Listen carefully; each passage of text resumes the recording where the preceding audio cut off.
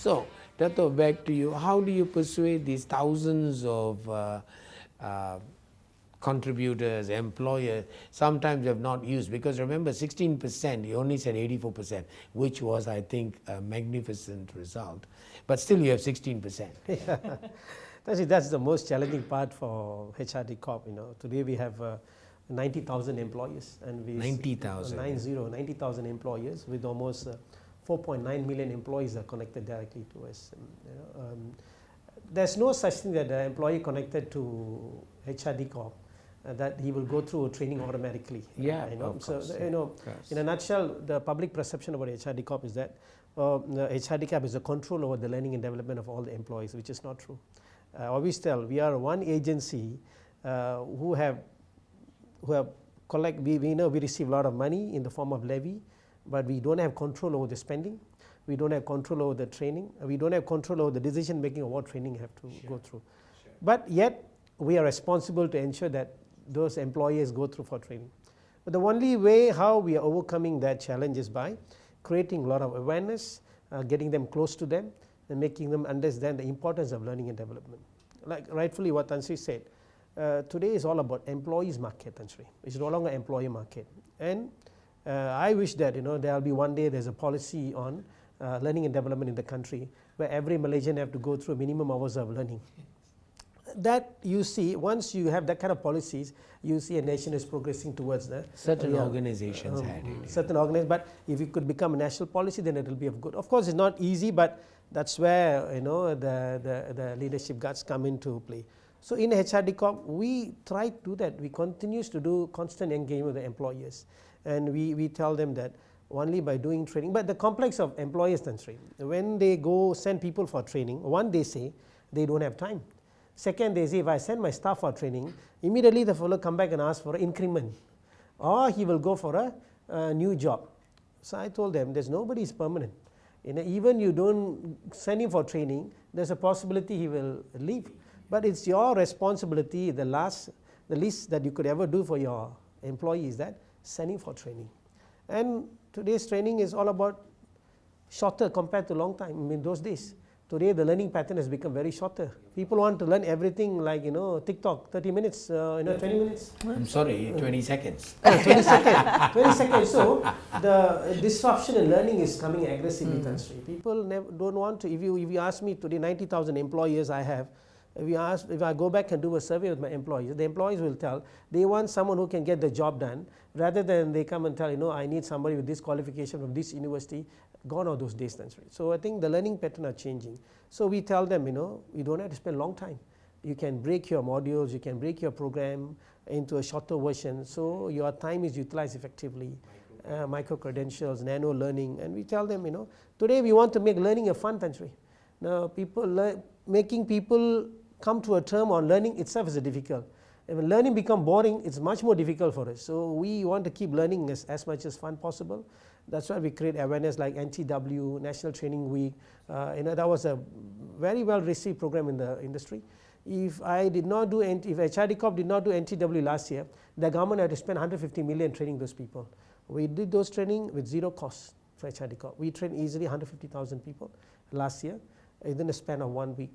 This year we are going for a bigger number, larger number, nationwide. So we want people to believe it's just not HRD Corp alone can go and make that impact in the industry. It's a collective. That's it. I know one more thing that he talks about in the book very persuasively is wicked learning environments and kind learning environments. And he says kind learning environments is like playing chess, or let's say classical music, and wicked learning environments is very uncertain, not sure, and there's many things. So in such environments, as wide, as diverse as possible experiences help a person to learn better. What are your thoughts on that, Oli? Wicked learning environments, kind learning environments. I think because we learn on a daily basis, a lot more times, especially in a very volatile industry or fast moving as we are in, it's really wicked learning. Sure. And the expectations is that the learnings that our people get, like I said, learning is just beyond the classroom. So they bring it back to the organization, and we are finding increasingly internal experts sometimes are our best teachers, as you call. So in those instances, I think wicked learning forces you to practice agility and adaptability. Certainly. So I think for me, I do believe that there should be a blend. What we do now is that we try and provide opportunities to do sharing of wicked learning because it's so unstructured and it's so ambiguous, and I think we're in a complex time, you have to have that. However, we do have to have some kind learning because one of our responsibilities is to upskill. I always believe a little bit, and maybe that is where we build talent for the country. So sometimes when my supervisor says, oh, they'll go to another company, I says, can we just look at it on our aspiration? I belong to a JLC, right? So I do believe the agenda of building capability for the nation. So if they go to the other company, the person brings the knowledge. If we have the funds and the capability to train more people, why not? You know what I mean? I'm not saying that, and I wouldn't say people, please don't leave, but I think we have to look at the churn and use it as an opportunity. If we know that in my digital space, attrition is 35%, right? So we are training people, 60% at least should be trained on that kind learning environment where it's structured and then there's an outcome. Some of our people do want that kind learning as long as it's like what Datuk say, shorter periods.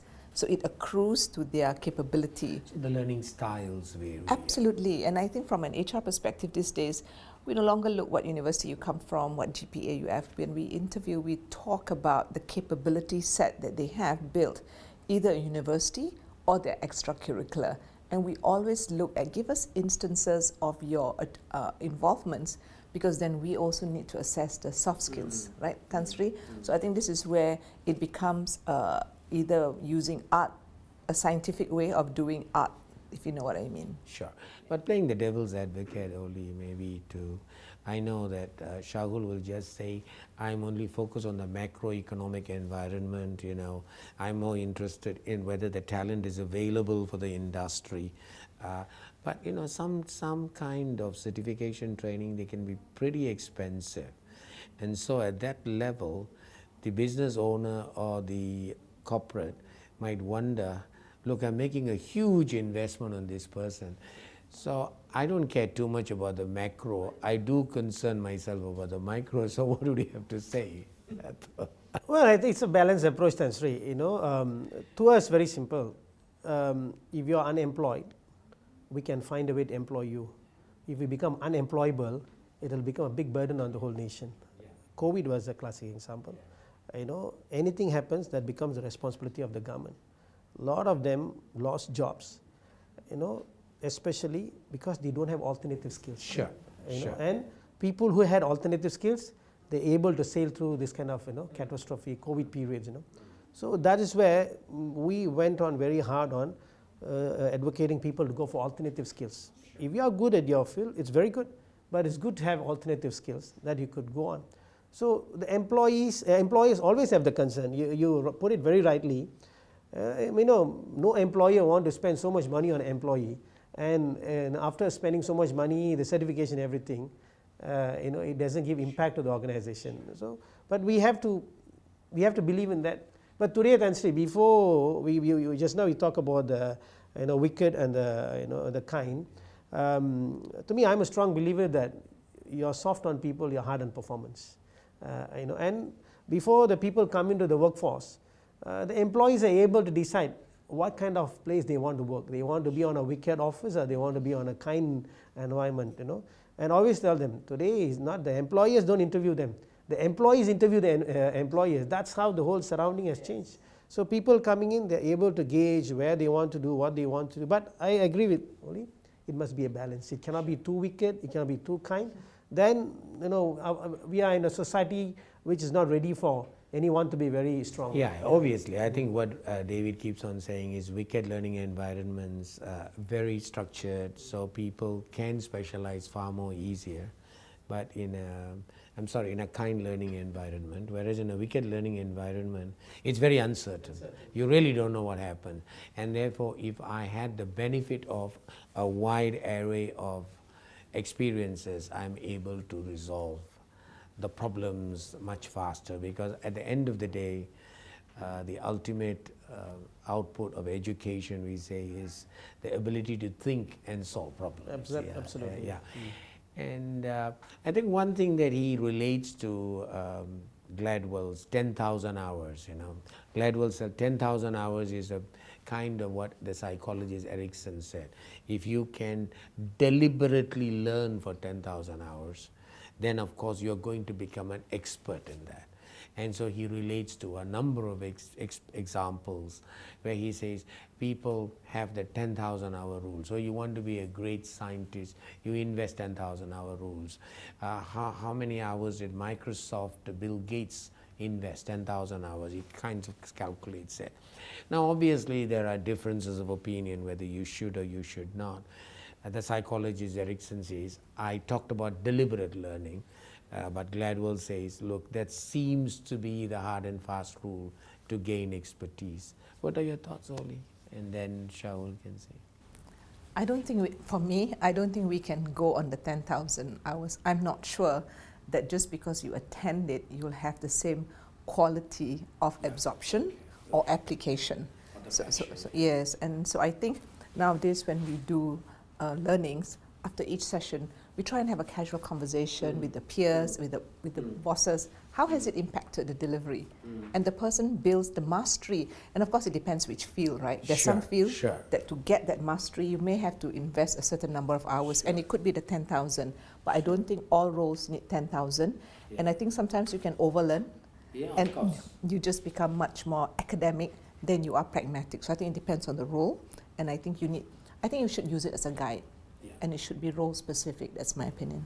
Well, thank you. And I believe in having the kind of experience to get onto the specialized job, but I don't believe in the 10,000 hours because today's learning pattern, if you start with the first 10 hours, I mean you finish up with the 10,000 hours, what you learn in the first hour is no longer applicable when you finish up the 10,000 hours. That's how the rapid change is happening in the learning. What about a musician? He practices for 10,000 hours. Will he become an expert? Which is true, Tansri. Basics can be right. The foundation is right. But you cannot be using the same instrument what you use on the first hour. Exactly. When you come to the 10,000 hours, that music instrument is no longer That's what he says. The foundation can be right. Now I can tell you one classic example. I can finish it for you. Is a real-time case study. My house, I had a power trip. We don't know where's the issue. So we call someone from the TNB and he came and fixed it. A young boy came after a school, a proper education came. Almost 6-7 hours, he's not able to find out where's the problem. Then he said he will come the next day. The next day he's not able to come. They sent another guy.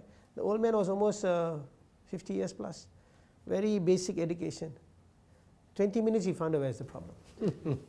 So what do you say apply there? Sure. But at the same time, it cannot be fully absolutely right, but there's things we can learn from there. Like experience along with the continuous learning will put you better. Yeah, but within the world of AI and robotics, I think David didn't talk about robotics and AI in his book because I think he wrote it a few years ago. And I think the other day I was trying to write something, and the moment I went on, Copilot took over. And he just gave me a full essay of what I was trying to do. So in a world like that, so tomorrow, maybe you would have a robot come to your house and fix the problem. So in such a situation, what happens to the nation's talent? Well, Tansri, AI or robotics doesn't remove anybody from the job. It's the managers who remove those people because they fail to learn the robotics or AI. So, it's not the technology that's going to cause disruption. It is your failure to learn the technology is going to cause disruption to your workforce. So, if you continue to learn once again, it's a lifelong learning. If you continue to learn, you will be safe and you will continue to go where you are. I completely agree with that. I think I say embrace it because there's always another level of the same job but done differently that comes about. Because I think, Tan Sri, there's also the ask about quality of life. So perhaps we don't have to work 9 a.m. to 9 p.m. We work the required hours, and then we can avail the quality of life, right? Because the job is still there. It's just done more differently, and I think it gives you the ability to develop your other skill sets because it's freeing you up. So I say embrace it, and then you'll be good. It's interesting. I was talking to two surgeons. So in surgery, they are using a lot of robotics nowadays. So one of the younger surgeons was telling another senior surgeon and said, you know, this has been an amazing experience, but it's just that the setup and the dismantling time, it takes longer. Therefore, I don't want to do robotics, but it's very specific, it's sharp, it's precise. And he said to the other surgeon, maybe 20 years from now, you will be able to still be operating. And then the other surgeon responded and said, if I'm operating in 20 years from now, then I would have had a shit of a life. Because, you know, I don't want to be operating at age 80. Exactly. I want to be providing advisory, Right. some research, and doing some writing Exactly. and talking about it. So given that scenario, what would you think is the state of talent in our nation, the scarcity of talent in our nation? Before I go to an industry person, let me ask you. As I said, we have a lot of graduates coming from schools, universities. I don't blame the education system, but exposure is very important actually. You know, a lot of kids who couldn't land on a good job, they couldn't go into the right career because one, they don't have confidence, they don't have exposure, they don't have the kind of understanding what is that? Like what you said, Tan Sri. I know many people who come to me, they go into an engineering program in a faculty, they go into business. After 2 years, they come back. I know that this is not the right program. At least that is okay. People who have completed the course and they come back and say, this is not the program that they want to go into the job market. So this is where you get to have the skills gap. The skills gap is not a today's problem, or you know, it's a global problem, and it will continue to be there as long as people don't continue to learn. You know, and the talent today is much more easier to acquire knowledge than those days. Today everything is in your fingertip. You know, to learn about repairing the air condition, you can learn in 20 hours today. But whereas those days it has to go for 1 semester, 6 months, 4 months, and even that it's not like hands-on like what you go through now. So the learning facilities and opportunities are more today, but it's just the talent have to come in aggressively to understand what the market wants. No point you continue to study when the market is not in favor of you. That's where a lot of gaps it's being relevant. It's become irrelevant, you know. So they still have to, though they completed their degree programs, they still have to see what is that the industry wants. They have to specialize if they don't have it. Playing a devil's advocate, Datuk, you know, those days when I went to school, my British teacher would ask me to do cursive writing. But now if I ask a young person, they said, oh, we don't write, we type very fast. So do you think handwriting is still relevant? Definitely, that's true. You know, handwriting is relevant. You know, today's technology doesn't allow you to think. You know, if somebody comes and tell you they are typing, I'm very happy. The world is moving towards not even typing. Somebody type for you. Exactly. So it's better to have somebody typing today. You know, my son goes to school, and one day I asked him, how's your exams? I said, next week is my exam. Then I said, okay, better study hard. He didn't put that kind of effort for that exam. I asked him, how did you perform the exam? Yeah, yesterday I got all the answers. I said, how did you got the answers? I got everything from ChatGPT. So, you know, the technology is making a thought process. It doesn't allow you to think so much. You know, it is making your lifestyle much more very easier when the technology progress. But in a nutshell, it might look good, but in the long run, it's going to put you in a place that you have no value in the society or in the system. So foundation is still foundation. You got to get the foundation right. Then you can be, you can take advantage of all those high-end technologies. It's like what Farid Zakaria says, in defense of a liberal arts education. Yes. So Oli, what do you think? Do you think what's the nature of the talent supply in the country from an industry perspective? You know, we talk about wanting a lot of digital talents. We do face a scarcity. I think what Datuk says is right. It's like, you know, when sometimes youngsters choose something to do, passion alone is not enough. I always, when I have a chat or mentoring, look what the country needs. If you choose to stay in the country, what are the roles that are going to be important, not just now, but when you graduate and subsequently. So you need to do that research. And then there are the fundamentals still still remains. And if you look at the skill sets required, right, you go by IMF or everything, critical thinking is still there. But like Datuk said, if everything is being done for you, when do they apply critical thinking? So I do worry about some of these things. So this is where we see, when we are interviewing from an industry perspective, is now we ask instances, because it's not going to say which degree has this critical thinking or innovative thinking, right? So the top 10, so it's the instances that they involve that will demonstrate to us, oh, this is where they've used critical thinking, but also test them. So I think in the talent space, we're a little bit regional. So we've been able to access in countries where they've put digital and AI so forward, right? So right now, as a company, we solution from there. However, if I think from a Malaysian perspective, I'm thinking, how do we bring that capability here? I mean, I've come from a generation of boomer where at that time, we were so known for our Malaysian skill set, our commitment to work, our also mastery in the communication in English. So when I look about this, when you ask people, why do you come to this country, right? So those were some of the other factors. So are our people conversant? Are they confident? Confident is one of those things. Sometimes people, because we're so demurring, sometimes the Asians or Malaysians, we shy away. How do we build that soft skills of confidence? So I think talent in some space is still scarce. And I think one of the things is exposure. So one of the organizations I'm working is she's asking, work with me, Ollie, to go to high schools. Would Axiata be able to just give the exposure beyond university? Because university, they say, oh, they already have to choose which specialization they have to go. Oh my God. And that's where one of the education, I mean, I went to the American, at the university level, they force you to take all sorts of, of electives, right? So I would take astronomy. Never mind, I would take Greek mythology, because those lateral knowledge just builds your brain cells, in my opinion. So I think I think this comes back also to responsible parenting early on, before they even come to organizations. There is some talent shortage in some skills, but maybe by industries adopting and willing to give exposure to young people before they have to specialize or go, you know. And perhaps also our education can have some elective measures, and I know there were some already forays making out. And also in the fact that I see a lot of partnerships happening now between academia and universities. And in one of which I'm in is we actually look at the curriculum, and they, for example, in HR, they still use the word personnel. I'm like, really? You want to attract people to do HR when you use the word personnel?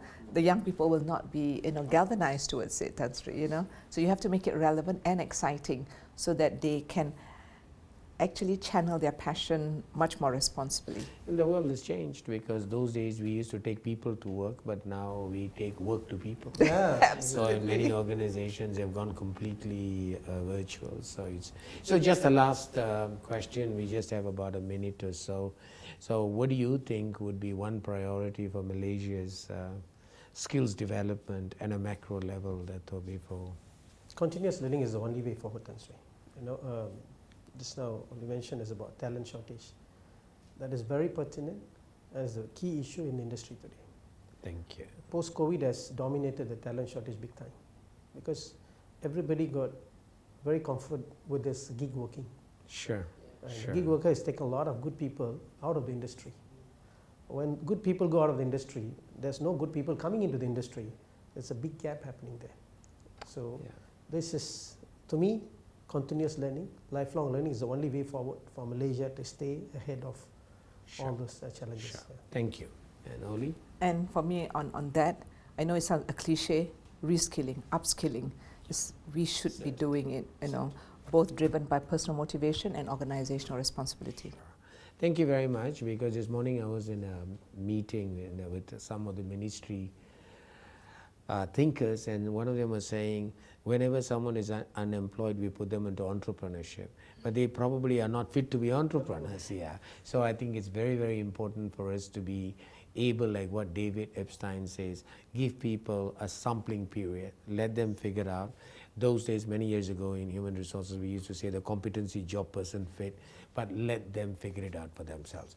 So thank you so much, Datuk Wira Shahul, for coming over here in spite of your busy schedule from HRD Corp. And thank you for giving us some perspectives about HRD Corp. And thank you so much, Oli, giving us a GLC perspective from a large organization, and what are the talent perspectives. Once again, thank you so much, and we look forward to seeing you again. Thank you, our honor. Thank you. Pleasure. Thank you.